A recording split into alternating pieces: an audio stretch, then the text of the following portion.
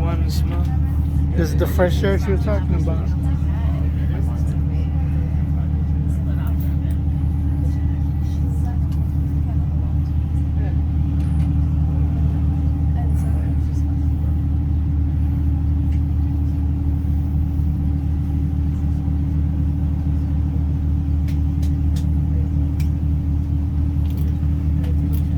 All right, boys and girls, good morning. How are we doing? Good. You guys all nice, friendly people? Liars. Maybe half. Welcome aboard. I'm your boat driver. My name is Sonny. Also on board, we have Adrian. Can you guys look on the side of the boat so you can see somebody down there? You see anybody working on the side of the boat down there? Yeah. You do? No. Sure. How come only you can see her? Yeah. Nobody looks sure at all over there.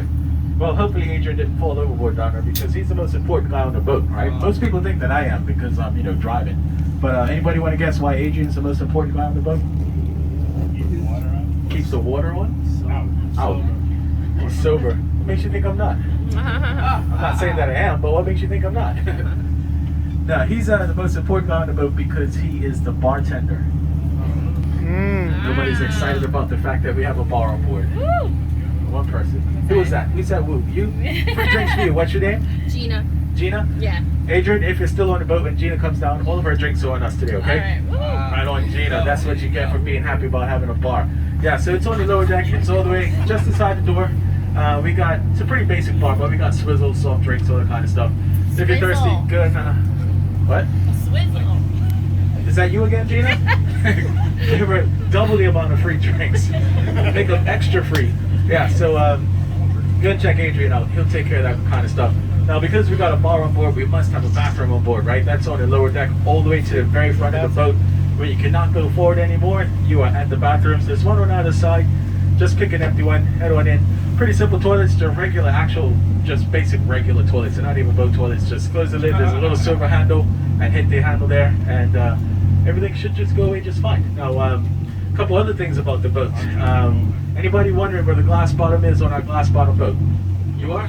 I'm going to give you one guess. On the bottom, yeah. That's where we keep that glass bottom all the time. We don't move it around, nothing like that.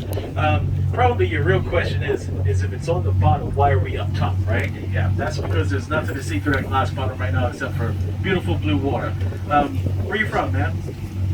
Yeah, where are you from? Me? Where? I guess you're from the same place, right? Yeah. You're together. New Jersey, yeah, I've been there. The water doesn't look like this there, does it? Yeah. No. So, like, coming from Jersey, if you wanted to just go down there and stare through that glass bottom at the pretty blue water, I would not blame you whatsoever. But for the rest of us, we're going to be doing some nice sightseeing up top here. There's a good breeze going. We can see everything nice and clear. And, yeah, so it's going to take us just over half an hour to get to the Sea Gardens. And while we're doing that, I'm just going to be up here running my mouth about life in general in Bermuda. If you guys have any questions about anything Bermuda, please feel free to stick your hand up anytime. I'll finish my thought and I'll get to your question, all right? The other thing I ask is please don't ask me about stuff that's way up ahead of us, okay? Because I'll probably be talking about that once we get next to it. Cool? Sounds like a little deal? Yeah. So if you just look all around us right now, guys, this is the entire island of Bermuda right here. Have you seen this on a map? Yep. Notice that we're kind of shaped like a fish hook? Yeah. Yeah. Well, the dockyard where we're leaving from right now, this is the tip of that hook. That's where you put the bait on. And it loops around in front of us to the left, all the way down to right there behind us, all the way in the distance. That is St. George's, the extreme east end of the island. So how big is it? Well, this is all over, right? Some people wonder, what's on the other side Oh, of that's hill St. over George right there. Nothing. Ocean. It just goes straight back down into the ocean down there. So, what size is it? Well, over here, this is the widest part of the island. It's about 1.5 miles going from here south. If you were a bird and you could fly from extreme west up ahead of us to extreme east in a straight line, that's only 13 miles right there, right? If you were to get on your scooter up here in Dockyard and ride all the way down to St. George's, you're going to rack up about 45 miles by the time you wobble around all those corners and stuff like that. If you're doing it like a regular tourist, probably take you like 1.5 hours, 2 hours or something like that. So not a big place at all. So how big is that? It's 22 square miles. How big is 22 square miles? Anybody from New York? Yeah. You guys? How big is, you guys know how big Manhattan is? It's like 26 square miles, right? So a little bit bigger than us. Any of you guys ever flown through Heathrow Airport in London? Yep, that airport is 22 square miles. What those guys got for an airport, that's our entire country down here. So on top of that 22 square miles, we got something like 65,000 of some of the friendliest people on the planet, right? Yep. Right? Yeah. That agrees with me. It's a long swim back now, right? Yeah, sometimes people ask, why are you Bermudians so gosh darn friendly? I don't think there's any one reason, but you know, when this is your front yard, I mean, how could you be miserable when you got this all the time, right? Yeah, we're a pretty friendly bunch. When you gotta share such a small space, you gotta say hi to people. You see the same people all the time. Like for example, when I was a little boy, and I did used to be one, right? Yeah, I used to wait for the bus to go to school, and you know the same people at the same time every day. So sooner or later, you gotta say hi. And in Bermuda, not saying hi, especially good morning, is a big social faux pas. If you don't say good morning, you might get your butt kicked sometimes, right? Yeah. Let's see. For example, if you guys are ever in like a convenience store, for example, right? If you just hang out there, and it's mostly us Bermudian guys who do this. Women not so much. They'll say good morning, but they say good morning. If a guy walks into a restaurant or a convenience store or something, he'll say morning twice. He'll say morning. And why do we say it twice? Because you don't ever want to be accused of not saying it all because you said it twice now, right? Yeah, and you can test this out, man. Check it out. Like when are you guys on a cruise ship? Yes. All right, and you can say good morning any time of day, right? So when you go back on the ship, there's going to be a security guard guy right there, right? Try it out. Just say morning, and look at his face. He'll be shocked that you know that, right?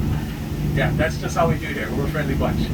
You guys from Jersey, do you guys say good morning when you see each other? No. Heck no. Do you wave at each other with all five fingers? That's frowned upon. I heard that you can get beaten up if you say good morning to somebody in New Jersey. Yeah, by you, right? Yeah. Probably.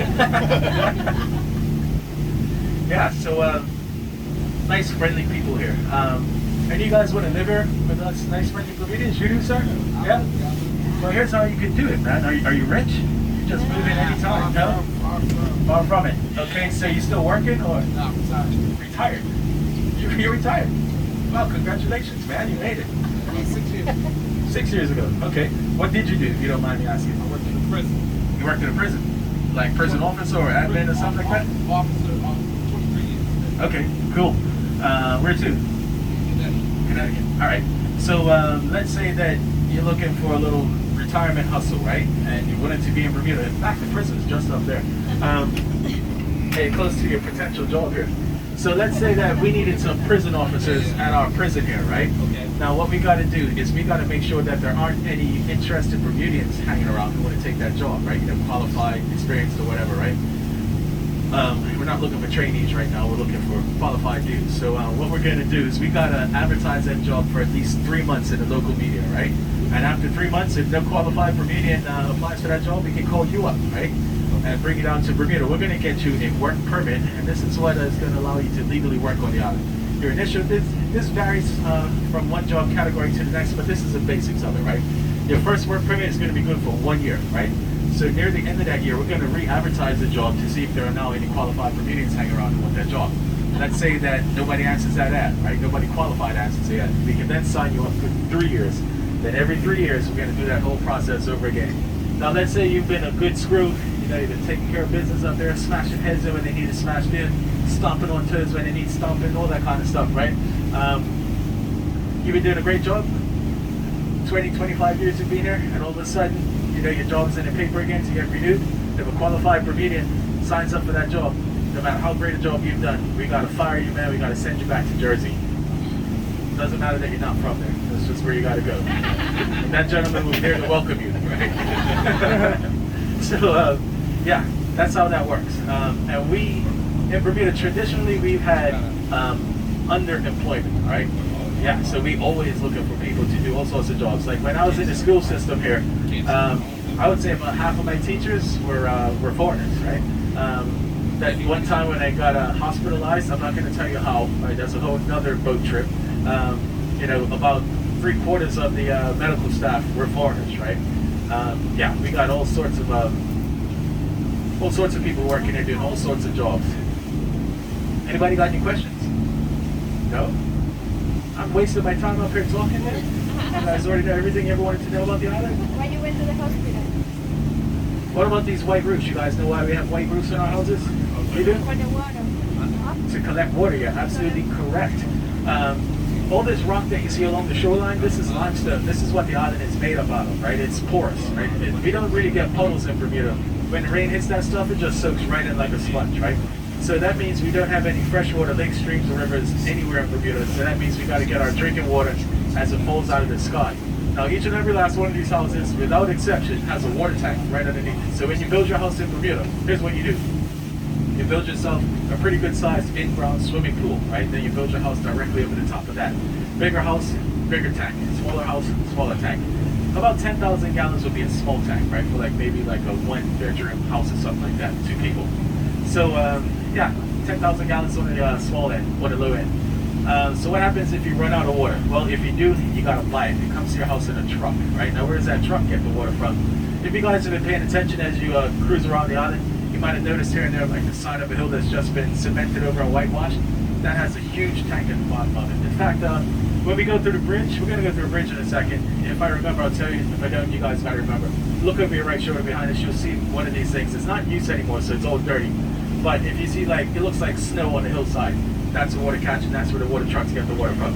About $100, bring 1,000 gallons to your house. And 1,000 gallons sounds like a lot of water, but if you consider that if you're still running one of those old school toilets at 5 gallons of flush, and there's 4 of you flushing twice a day, in a month, that's 1,200 gallons just on flushing, more than you actually bought. So in Bermuda, we're pretty good at conserving water. Like, we pee in the toilet, you just walk away, right? The second person comes to pees, then you flush, right? And that's if you're rich. If you're poor like my family was, you never flush that toilet until somebody sits down. Yeah, because we could not afford to run out of water at my house. It was, just like that. In fact, when it came to bathing, us kids had to share bath water. And me being the youngest and typically the filthiest, I got the bath water last. And I can tell you guys, a couple of times I got in that tub dirtier than when it went in. But don't worry, nowadays I use only the newest, freshest, cleanest, brand newest water to get the showers in. So I'm all good now. Yeah, I remember going underwater in the tub and everything. Just sprinkle one up like a whale. Yeah, it was pretty cool. I'm guessing you guys were 4. Yeah, for all that, man, I got the best immune system out of anybody around, man. I'm pretty tough when it comes to that. I could slice my feet open and walk through a farm and I'll just come out healthier than when it went in.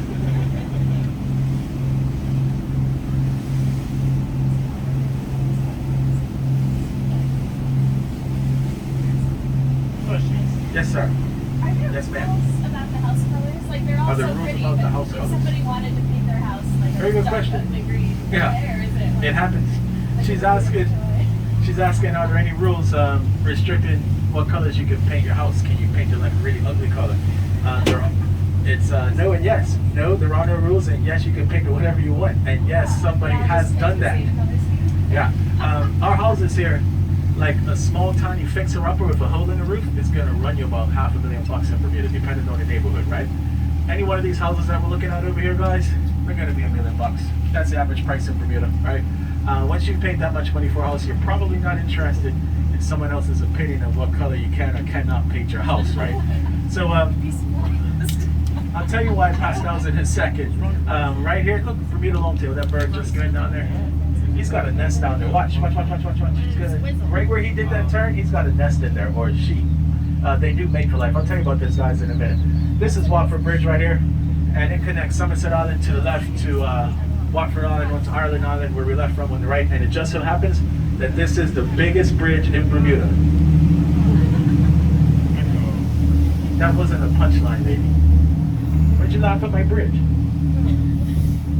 I'm gonna try that again. That's the biggest bridge in Bermuda, guys. Wow. Yeah, that's more like it.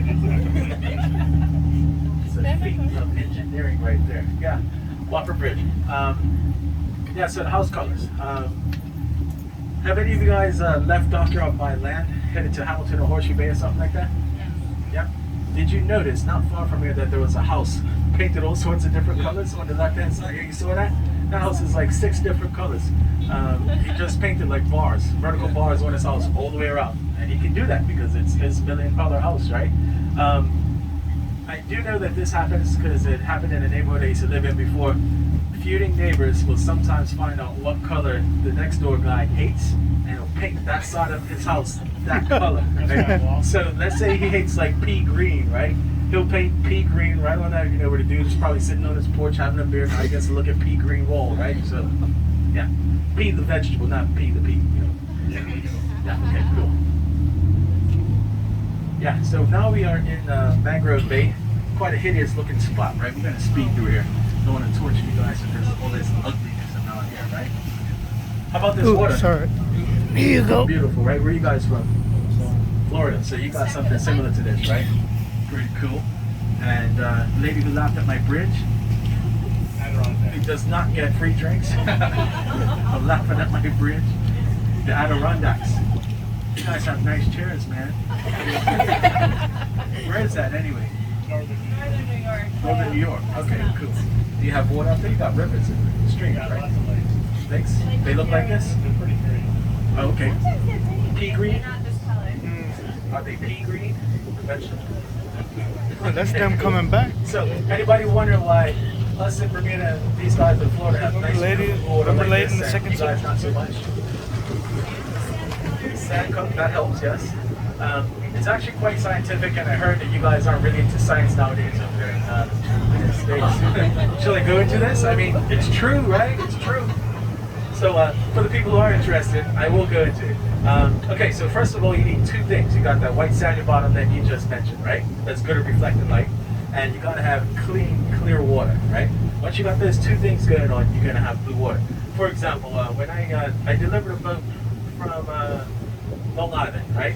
And we went to the Long Island Sound. The water was quite clear, but the bottom was like a black, muddy kind of color. So they can't have blue water because, well, they got clear water, but they don't have the white sandy bottom to reflect the light. So we got that here. Now the next part is where the science kicks in. You guys know that light, as it comes from the sun, is made up of an infinite amount of colors, right? Starting at red and then violet. It's called the spectrum or rainbow, right? So Hey, each one of just those yours. colors has its own wavelength, right? And those wavelengths are much like radio waves. Like Excuse me. some waves I'm are gonna go good at over there. penetrating buildings, others not so much, right? Same thing with light. Some of those waves are great at penetrating water, others not so much. One of the worst at penetrating the water is red. Like if we were to take something red, everybody's wearing red. This lady's red pressed up on the stuff out and throw it overboard, right? Watch it sink to the glass bottom. When it's afloat, it's gonna look red just like that. By the time it gets about 10 feet away from us, maybe even less than that, it's gonna look like I don't know, one of those colors that you girls know, like a dark red or something like that. It's not gonna look red anymore, right? That's because all the red is filtered out by the water. Now let's say that you got deeper and deeper water, like out there. The further that light has to go through, the water to reflect off the white side, you want to get back up to the top, more and more colors get stripped out. Now the colors that penetrate by far the best are all of the blue kind of colors, right? They give you those bottoms and all that kind of stuff. That's why we got blue water. Does that make sense?